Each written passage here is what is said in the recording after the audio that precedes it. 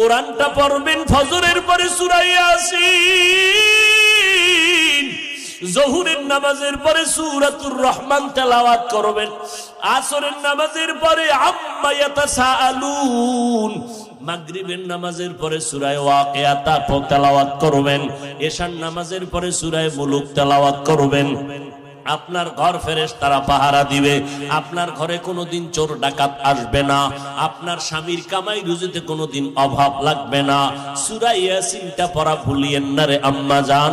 কপাল খারাপ, দুনিয়ার সব কিছুই শিখলেন, কোরআন পড়া শিখলেন না।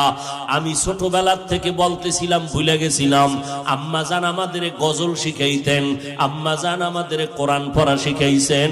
ও পর্দার আড়ালের আম্মা জান, কেন কোরআন শিখলেন না রে মা? কোরআনের মতো আর এত মধুর তেলাওয়াত কই পাইবেন? ও পর্দার আড়ালের আম্মা